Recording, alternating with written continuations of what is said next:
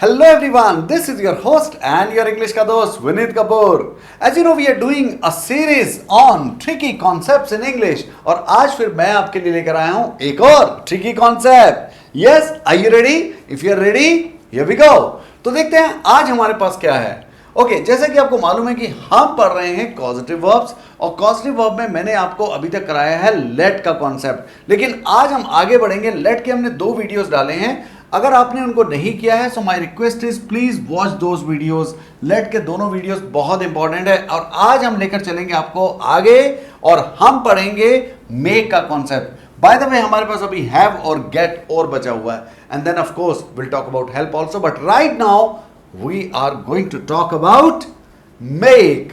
तो चलिए देखते हैं हमारे पास क्या क्या है. ये हमारा सेकंड कॉजेटिव वर्ब है मेक. ओके, अब कॉजेटिव वर्ब वो होता है जो खुद काम नहीं करता लेकिन किसी से करवाता है. बाय द वे मैं आपको बता दूं कि मेक एक जनरल वर्ब भी होता है जो एक्शन वर्ब का काम करता है. जैसे the carpenter made a chair. अब यहां पर जो मेड है वो एक रेगुलर वर्ब है, वो कॉजेटिव वर्ब नहीं है. कॉजेटिव वर्ब कब होगा? जब वो किसी से काम करवाएगा. अब वो क्या होगा, कैसे होगा? I will explain it to you. Okay, तो आपने ये ध्यान रखना है कि दोनों में स्ट्रक्चर फर्क होता है. जब हम रेगुलर वर्ब की तरह इस्तेमाल करते हैं तो हम सीधा ये देखते हैं कि हमें कौन सा वर्ब चाहिए, कौन सी फॉर्म चाहिए और उसको लगाते हैं. But when we use make as a positive verb we have to have this sense of make. So when you use make it is like to force someone to do something. आप किसी को कोई काम करने के लिए force करते हैं, उसको बाध्य करते हैं और उसमें मेक का जो स्ट्रक्चर होता है वो होता है ये. यानी आप मेक लगाएंगे, उसके बाद ऑब्जेक्ट आएगा और उसके बाद आएगी वर्ब की फर्स्ट फॉर्म. इसको याद रखिएगा, with make we always use verb first form. क्या आप मुझे बता सकते हैं कि ये मेक और ये वर्ब की फर्स्ट फॉर्म में कौन सा वर्ब है? क्या मेक वर्ब होगा या वर्ब की फर्स्ट फॉर्म वर्ब होगा? जल्दी से लिखिएगा कमेंट सेक्शन में, मैं आपको आगे बताऊंगा वर्ब कौन सा होगा और ये क्या होगा या ये क्या होगा. ओके, चलिए देखते हैं हमारे पास आगे क्या है. Okay, so I will explain make to you with the help of some examples. Okay, देखते हैं हमारे पास पहला एग्जांपल क्या है. Oh, my teacher made me clean the board. Now look at this. We have got 2 verbs here. जैसा मैंने आपको बताया था कि हमारे पास 2 verbs हैं यहाँ पर. तो 2 verb कौन कौन से हैं जरा उसको जल्दी से देख लेते हैं. हमारे पास 2 verb हैं. ये हमारे पास पहला verb आया made और जो हमारे पास दूसरा verb आया वो आया clean. So can you tell me which one is the verb? So remember, जब हम causative verb make का इस्तेमाल कर रहे हैं तो यही verb है. This is verb. So what is this? Can you tell me? What is clean? जल्दी से लिखिए. Yes, I'll wait for your comments in the comment section. जल्दी से मुझे बताइए कि clean यहाँ पर क्या काम कर रहा है. दोस्तों याद रखिए, ये make में भी clean, और मैं भी क्यों लगा रहा हूं क्योंकि इससे पहले मैंने आपकी 2 वीडियो लेट की है जिसमें हमने इसी तरह का कॉन्सेप्ट देखा था और ये होता है बेयर इन्फिनेटिव. अगर आपने लिखा है बेयर इन्फिनेटिव तो आपने बिल्कुल ठीक लिखा है. और बेयर इन्फिनेटिव क्या होता है, इसका इस्तेमाल हम कैसे करते हैं, ये मैं आपको पिछली वीडियोस में बता चुका हूं. ओके, सो आप वो वीडियो जरूर देखिएगा और आपको पता चल जाएगा what is bare infinitive. By the way bare infinitive होता है 2 प्लस वर्ब की फर्स्ट फॉर्म में से 2 हटा दो, क्योंकि इन्फिनेटिव क्या होता है 2 प्लस वर्ब की फर्स्ट फॉर्म. बेयर मैंने 2 हटा दीजिए, सिंपल एज दैट. तो ये वर्ब है और ये बेयर इन्फिनेटिव है. अब दोनों में फर्क क्या होता है, इसको बोलते हैं फाइनाइट वर्ब, जो डिपेंड करेगा सब्जेक्ट के ऊपर या टेंस के ऊपर, लेकिन ये किसी के ऊपर डिपेंड नहीं करता. It is independent. ये हमेशा वर्ब की फर्स्ट फॉर्म रहेगा. ये वर्ब की फर्स्ट फॉर्म भी हो सकता है, सेकंड भी हो सकता है, थर्ड भी हो सकता है. आपने इस बात का ध्यान रखना है. ठीक है, चलें आगे. ओके, देखते हैं हम एक और सेंटेंस और उससे समझने की कोशिश करते हैं क्या कह रहा है. बाय द वे ये क्या कह रहा है कि माय टीचर मेड मी, मुझसे कराया, फोर्स किया या कहा करने को और करवाया. सो मेरे टीचर ने मुझसे करवाया क्या? क्लीन द बोर्ड, बोर्ड को साफ. सो मेरे टीचर ने मुझसे बोर्ड साफ करवाया. ओके, सो यानी कि काम करवाया जा रहा है, ये काम कर नहीं रहे हैं, करवा रहे हैं. ओके, तो इसमें क्या होता है कि इसमें काम करवाया जाता है. बस इस बात का ध्यान रखना. और जो काम होता है वही एक्शन होता है इन्फिनेटिव का, बेयर इन्फिनेटिव का.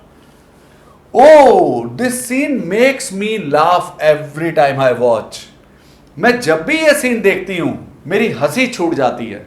ऐसे कहते हैं कि नहीं, मेरी हंसी छूट जाती है, ये सीन मुझे हंसा देता है. तो याद रखिए यही बात यहां पर हुई है. ये फाइनाइट वर्ब है। देखो यहां पर हमने सेकंड फॉर्म लगाई, यहां फर्स्ट फॉर्म लगाई, एस लगाया, लेकिन दोनों ही केस में हमारे बेयर इंफिनिटिव में कोई फर्क नहीं पड़ा। ये वर्ब की फर्स्ट फॉर्म है, ध्यान रखेंगे आप। तो आपने क्या ध्यान रखना है कि ये बिल्कुल चेंज नहीं होगा। वर्ब की फर्स्ट फॉर्म रहेगी, बेयर इंफिनिटिव रहेगा, और ये डिपेंड करेगा हमारे सब्जेक्ट के ऊपर या टेंस के ऊपर। एक और एग्जांपल देखते हैं। Did somebody make you wear that worn out coat? अब worn out coat का मतलब होता है बिल्कुल घिसा हुआ, पुराना। Okay, now the way we use it in affirmative, we can use the same way in interrogative और नेगेटिव।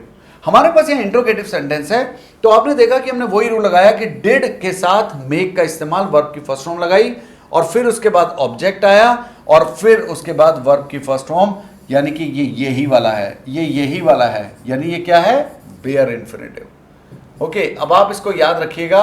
और ये जो हमारे पास आ रहे हैं मेक, मेक्स और मेक, ये फाइनाइट वर्ब है, ये मेन वर्ब है। Is this clear? अब एक बात मुझे बताइए कि हमने पिछले उसमें बात की थी कि लेट और अलाउ में क्या फर्क है, तो मैंने आपको बताया था। ऐसे ही अगर हमारे पास फर्क आता है मेक और फोर्स में, तो वो क्या फर्क होता है मैं आपको भी बताता हूं, मेक और फोर्स में। चलिए देखते हैं। हमारे पास दो वर्ब हैं, मेक और फोर्स। तो जब मैं मेक की बात करता हूं, यानी कि अगर ये फाइनाइट वर्ब है, तो मैंने आपको इसका स्ट्रक्चर बता दिया है, मेक, उसके बाद आएगा ऑब्जेक्ट, ऑब्जेक्ट का आना जरूरी है, and then verb first form. Example, he made me do this, उसने मुझसे ये करवाया। He made me do this, made finite verb, main verb, और ये क्या हुआ, बेयर इंफिनिटिव। लेकिन जैसे ही मैं फोर्स का इस्तेमाल करता हूं, इट विल चेंज। जैसे ही मैंने यहां पर लगाया फोर्स, आप देख रहे हैं, उसके बाद ऑब्जेक्ट आया, लेकिन अब ये बेयर इंफिनिटिव नहीं है। तो दोस्तों ये क्या होता है, this is called regular infinitive. ये कहलाता है रेगुलर इंफिनिटिव, और ये कहलाता है बेयर इंफिनिटिव। ओके, बस आपने इन चीजों का ध्यान रखना है कि जब मैं मेक का इस्तेमाल कर रहा हूं तो मैं इसमें क्या इस्तेमाल करूंगा, और जब मैं फोर्स का इस्तेमाल कर रहा हूं तो मैं इसमें क्या इस्तेमाल करूंगा। दोनों का मतलब एक ही होता है, लेकिन सेंटेंस स्ट्रक्चर्स अलग अलग। समझ में आया? तो चलिए, अगर आपको समझ में आया तो मैं आपसे कुछ क्वेश्चन पूछूं हमेशा की तरह। ओके, या that will help you actually not only test yourself but also to revise everything that we have done. Okay, इसका स्ट्रक्चर एक बार देख लेते हैं। He made me to do this, देखिए यहां पर टू डू आया, यहां पर क्या आया था, डू। ओके, चलो आगे बढ़ते हैं और आगे देखते हैं हमारे पास क्या है आपकी क्विज में। Let's make use of the new information. अब यहां पर जो मेक है, ये याद रखिएगा, ये कॉजेटिव वर्ब नहीं है। हम तो मेक यूज कर रहे हैं ना, और आगे कहीं पर भी वर्ब नहीं आया, तो ये कॉजेटिव वर्ब नहीं है, इसका ध्यान रखिएगा। चलिए, और लेट्स का इस्तेमाल तो मैंने आपको पिछले वीडियो में बताया ही था। ओके, अभी हम आगे बढ़ते हैं, और मेरा पहला सवाल होगा आपसे ये, आपने फिल इन द ब्लैंक्स करने हैं और करेक्ट ऑप्शन पर निशान लगाना है। तो ये रहा मेरा पहला सवाल। दो ब्लैंक्स हैं, ध्यान रखिएगा आपने कैसे भरना है ये। सो मेरे पास है made realised, makes to realise, made realise and to made realise. अभी अगर आप ध्यान से देखें कि ये जितनी भी चीजें आ रही हैं, इसमें एक चीज तो पक्की है कि दो वर्ब्स आएंगे। एक आएगा वर्ब फाइनाइट और एक आएगा बेयर इंफिनिटिव। और बेयर इंफिनिटिव क्या होता है, इंफिनिटिव विदाउट टू, यानी कि वर्ब की फर्स्ट फॉर्म। तो इसका मतलब यह हुआ कि जहां जहां लास्ट में टू आ रहा है उसको काट दो। ओके, जहां जहां शुरू में टू आ रहा है उसको भी काट दो, क्योंकि टू वहां तो आएगा नहीं। जहां जहां वर्ब की फर्स्ट फॉर्म नहीं आ रही है उसको भी काट दो। आंख बंद करके इस पर निशान लगाइए, आंसर आपके सामने है। इसको बोलते हैं elimination. So what is the answer? क्या आपने बताया था सी? अगर आपने बताया था तो बिल्कुल ठीक किया आपने। ओके, सो यहां पर क्या आएगा, my dad made me realise. यहां पर रियलाइज्ड मत लिख दीजिएगा, कई लोग ये गड़बड़ कर देते हैं, यहां हमेशा वर्ब की फर्स्ट फॉर्म आएगी। Okay, so let's go to question number 2। अब चलते हैं हम क्वेश्चन नंबर 2 की तरफ और देखते हैं क्या है। ओके, द सेम वे आप लिख भी सकते हैं, लेकिन मैं आपको ऑप्शन देता हूं, my sister dash me dash all her homework. अब आपने क्या करना है, ABCD जो आपकी चॉइस हो वो लगाइए, लेकिन याद रखिएगा मेरे पास दो ऑप्शन है, दो मेक के और दो फोर्स के। तो आपने सबसे पहले इसमें क्या करना है, आपने आंसर दिया, मैं देखो आपको एलिमिनेशन से भी करके दिखाता हूं। तो अगर मैं आपसे कहूं कि दो को किसको एलिमिनेट करोगे, तो मैं तुरंत एक तो इसको एलिमिनेट करूंगा क्योंकि मेक के साथ टू का इस्तेमाल नहीं होगा, और दूसरा मैं फोर्स जिसमें टू नहीं आया उसको एलिमिनेट करूंगा। तो मेरे दो चले गए, या तो आंसर बी है या ये डी है। ये तरीका होता है इन क्वेश्चंस को सॉल्व करने का। Now if you look at this, my sister dash, तो अगर ये होता तो आपने बी पर निशान लगाया कि नहीं लगाया, तो गलत है, आंसर हमारा होगा डी। देखते ही पता चल रहा है कैसे, क्योंकि यहां माय सिस्टर आया तो यहां पर आना चाहिए था मेक्स।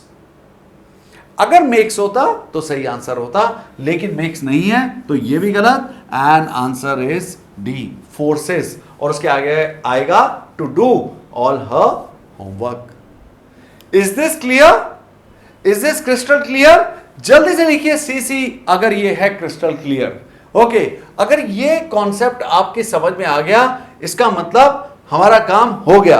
अब चलते हैं हम आगे, एक और करते हैं और फिर हमेशा की तरह मैं आपको दूंगा असाइनमेंट, लेकिन पहले ये करके दिखाइए। ओके, और मुझे आंसर दीजिए क्या होगा। My mother dash me my room.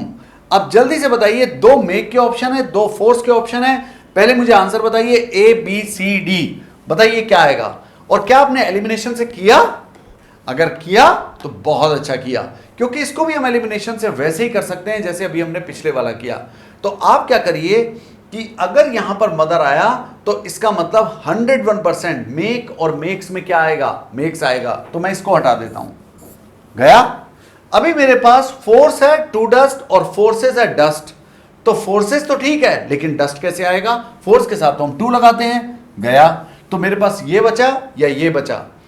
अब ये अगेन देखिए कि यहां पर फोर्स आया है, फोर्सेस नहीं आया, तो इसका मतलब ये भी गया। The answer is B. कितने लोगों ने लगाया बी? अगर आपने लगाया बी तो आपको कॉन्सेप्ट समझ में आया, अगर आपने नहीं लगाया बी कोई बात नहीं, वीडियो को दोबारा देखिए और फिर समझिए, आपको समझ में आ जाएगा कि मेक और फोर्स में क्या फर्क होता है और हम दोनों का इस्तेमाल कैसे करते हैं। और अगर आपको समझ में आ गया तो मैं आपको एक असाइनमेंट देता हूं, लेकिन याद रखिएगा असाइनमेंट का आंसर आपने कमेंट सेक्शन में पक्का देना है। ओके, देंगे ना कमेंट सेक्शन में? या चलिए मैं आपको दिखाता हूं असाइनमेंट, और आपने सही ऑप्शन चूज करना है इनमें से। तो ये है मेरा question, time dash me dash my mistakes that I have made in past and these are the options. So इसका मतलब ये हुआ मेरे पास सारे ऑप्शंस मेक वाले हैं और मुझे ध्यान से चूज करना है, ए आएगा, बी आएगा, सी आएगा या डी आएगा, और आपने आंसर देना है कमेंट सेक्शन में। अगली वीडियो में मैं आपको इस क्वेश्चन का आंसर बताऊंगा। तो हमारे वीडियोस देखते रहिए, हमारे कॉन्सेप्ट्स के जो वीडियोस हैं, ट्रिकी कॉन्सेप्ट्स ऑफ इंग्लिश, ये बहुत सारे हैं और हम आपके लिए बहुत सारे वीडियोस बना रहे हैं। तो आपको जहां भी मिले डालिए tricky concepts in English by Vineet Kapoor या ऑन जीटा, और आपको सारे के सारे वीडियोस मिल जाएंगे। ये वीडियो मैंने प्लेलिस्ट में भी डाले हैं। सो कॉन्सेप्ट्स इन इंग्लिश करके आपकी हमारी एक प्लेलिस्ट है लर्न इंग्लिश विद जीटा पर, आप उसको देखिएगा। और हाँ, चैनल को सब्सक्राइब जरूर कीजिएगा, वीडियो अच्छी लगे तो शेयर कीजिएगा। चलिए, थैंक यू सो मच, मिलते हैं एक और ट्रिकी कॉन्सेप्ट के साथ अपने अगले वीडियो में। तब तक इजाजत दीजिए। This is all from your host and your English ka dost Vinit Kapoor signing off. Let's win it with Vinit. Bye bye, take care.